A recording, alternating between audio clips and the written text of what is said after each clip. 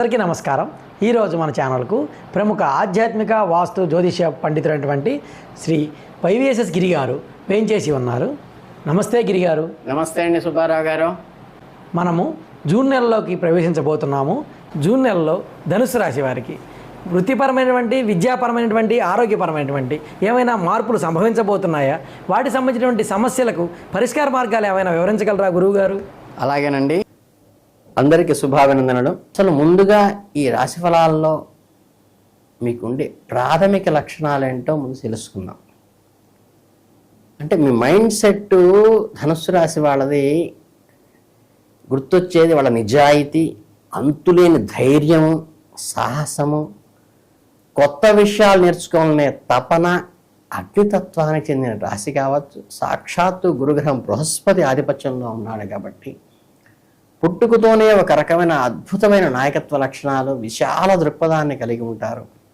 ఏదైనా పని అనుకుంటే దాన్ని సాధించే వరకు నిద్రపోరు. ఒక్క బాణం ఎక్కుపెట్టి వదిలితే ఎంత సూటిగా వెళ్ళి కరెక్ట్గా టార్గెట్ కొడుతుందో అలా మీరు ఉంటారు. మీ లైఫ్ సూటిగా మాట్లాడతారు. ఉన్నది ఉన్నట్లుగా ముఖం మీదే చెప్పేయటం మీ నైజము. మనసులో ఒకటి పెట్టుకుని బయటికి ఒకటి మాట్లాడే దాపరికాల వ్యవహారాలు మీ దగ్గర చెల్లవు. ముక్కుసూటితనము, నెగిటివ్ ఫీలింగ్లోకి వెళ్ళనివ్వదు. మీరు లోపల కల్మషం లేని వెన్న వంటి మనస్సు. కొత్త ప్రదేశాలు చూడటము, అడ్వెంచర్స్ ప్రయాణాలు చేయటము, సంస్కృతిలో తెలుసుకోవటము మహా ఇష్టం. ఏదైనా సాధించగలనే ఫుల్ ఎనర్జీతో, కొండంత ఆత్మవిశ్వాసంతో ముందుకెళ్లే మనస్తత్వం ఇది.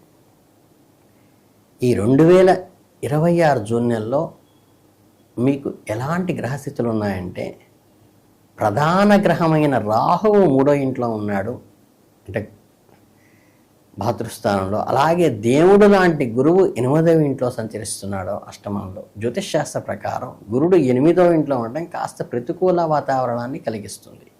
మీకు కొన్ని సవాళ్లు విసురుతోంది. ఇక్కడే ఒక పెద్ద ట్విస్ట్ ఉందండి. కర్మలకి వృత్తికారకుడైన శనీశ్వరుడు 2, 3 ఇంట్లో అధిపతిగా ఉన్నాడు.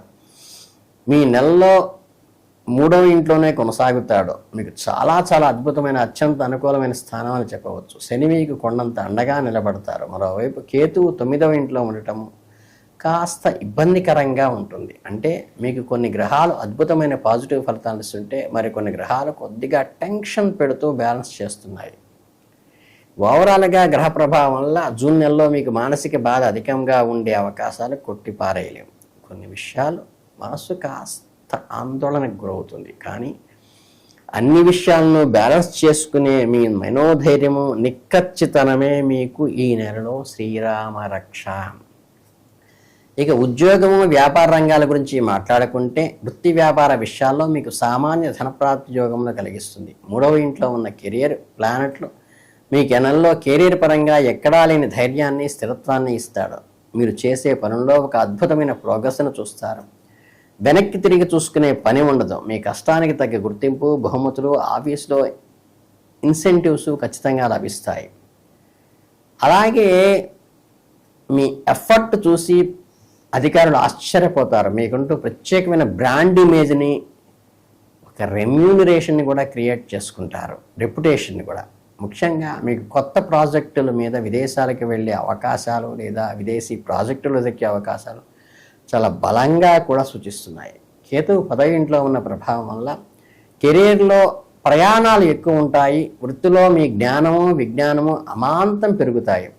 మీకు గనక సొంత బిజినెస్ చేస్తూ ఉంటే కాంపిటీటర్స్కు దిమ్మ తిరిగేలా వాళ్ళని ఎదుర్కొని భారీ లాభాలు సాధిస్తాయి.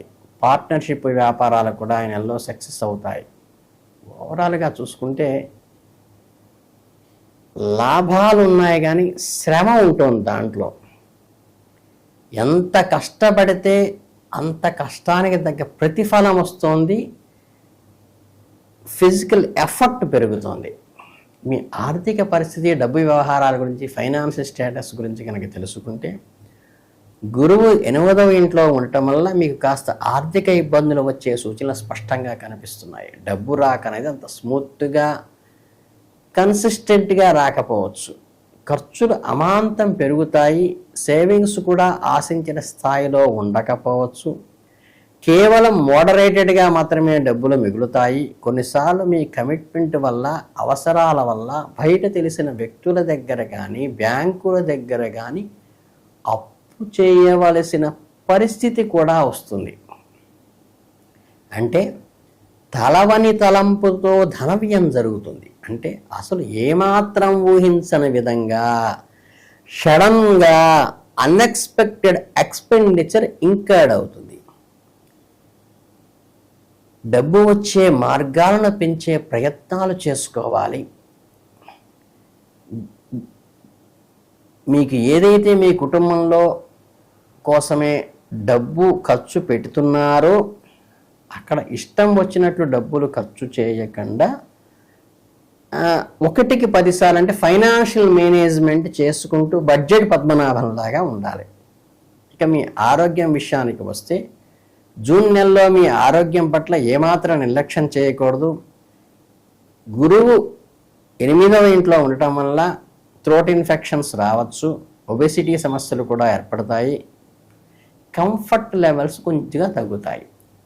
జంక్ ఫుడ్ని మానేయండి, సమయానికి ఆహారం తీసుకోండి, సమీకృత ఆహారమే తీసుకోండి. దానివల్ల ఇవన్నీ రెక్టిఫై అవుతాయి. కేతువు 9వ ఇంట్లో ఉండటం వల్ల మీలో ఇమ్యూనిటీ, వ్యాధి నిరోధక శక్తి కూడా కాస్త తగ్గుతుంది.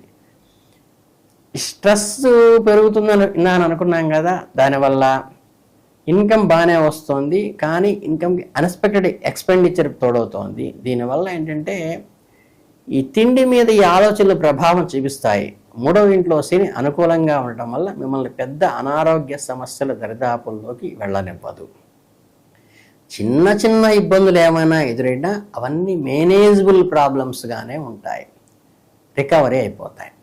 ఇక మీ కుటుంబము, ప్రేమ, వైవాహిక జీవితం విషయానికి వస్తే ఈ నెలలో కొన్ని ఒడిదుడుకులు తప్పవు అని చెప్పాలి. ఇంట్లో కుటుంబమునందు కలతలు వచ్చే అవకాశం ఉన్నది.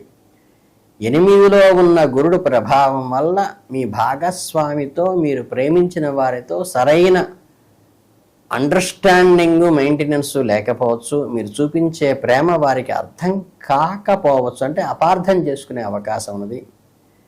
పాత మ్యూజిక్ చక్కగా వింటూ కాలక్షేపం చేస్తారు, కాకపోతే మీకు కొంచెం ఆ చార్మ్ మిస్ అయినట్టుగా అనిపిస్తుంది.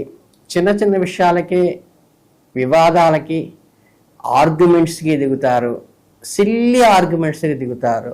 ఒకవేళ మీలో ఈ నెల కొత్తగా పెళ్లి చేసుకోవాలని మ్యారేజ్ ప్లాన్ చేస్తున్న వారు ఏమైనా ఉంటే కొంచెం పోస్ట్పోన్ చేసుకోవటమే మేలు. రాహు మీ ప్రేమకు సపోర్ట్ చేసినా కూడా 8లో ఉన్న గురుడు మాత్రం పెళ్లి విషయంలో, రిలేషన్స్తో ఖచ్చితంగా కొంత క్రష్ తయారు చేస్తాడు. ఎవరితోనూ అనవసర వాదాలకు దిగకుండా ఉండటం మేలు స్పౌస్తో. ఓవరాల్గా నెల మొత్తం ఒకసారి సమ్మరైజ్ చేసుకుంటే జూన్ నెలలో మీకు తలపెట్టిన కార్యాలు సామాన్య ఫలితాలు ఇస్తాయి. మీరు ఒక పని మొదలు పెడితే అది సూపర్ డూపర్ హిట్ అవ్వకపోయినా ఒక మోస్తరు యావరేజ్గా సక్సెస్ రేట్ అయితే ఫస్ట్ క్లాస్లో ఉంటుంది. మీరు అనుకున్న కార్యక్రమాలు సాధిస్తారు. కొన్నిసార్లు మీ ప్రయాణాల పట్ల కొంచెం అలర్ట్గా ఉండవలసిన అవసరం ఉంది. మీకు ఉపయోగపడని ప్రయాణాలు, వేస్ట్ ట్రావెల్స్ చేస్తారు. మీ టైం, మీ ఎనర్జీ 2 వేస్ట్ అయ్యే పనులు వీలైనంత దూరంగా ఉండండి. ప్రతి పనిలోనూ 1కి 2 సార్లు క్రాస్ చెక్ చేసుకుని క్లారిటీ వచ్చాక మాత్రమే ముందడిగేయండి. ఇక ఫైనల్గా ఈ ప్రతికూల గ్రహ ప్రభావం తగ్గించుకోవటానికి, మీ అదృష్టాన్ని మరింతగా పెంచుకోవటానికి మీరు చేయవలసిన అద్భుతమైన పరిహారాలు ఇప్పుడు చూద్దాం. గురువారం నాడు పేదవారికి అన్నదానం, చక్కగా గవర్నమెంట్ హాస్పిటల్ దగ్గరికి వెళ్ళి ఇంత గిన్నెలో అన్నం తీసుకెళ్తే శుభ్రంగా అందరూ తింటారు. అలాగే ఓం శ్రీ గురవే నమః అని గురు ప్రార్థన చేయటం కానీ, చక్కగా దత్తాత్రేయ స్తోత్రం చేసుకోవటం కానీ చేయటం వల్ల మీకు ఈ ఆటంకాలన్నీ తొలగుతాయి. అలాగే శనగలు దానం చేయటం వల్ల కూడా, అంటే నివేదనగా గుళ్ళల్లో ఇవ్వటం వల్ల ఉపయోగపడుతుంది. జాతకం అనేది మనకు ఒక గైడెన్స్ మాత్రమే, ఒక మ్యాప్ లాంటిది.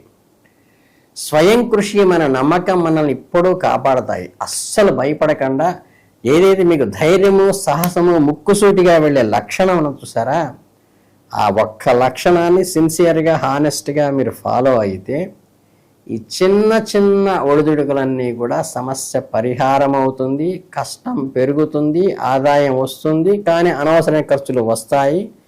వీటిని గుర్తు పెట్టుకుని ముందుకు వెళితే ఈ నెలలో మీకు అద్భుతమైన ఫలితాలు కలుగుతాయి అని ఆల్ ది బెస్ట్ చెబుతూ లోకా సమస్తా సుఖినో భవంతు.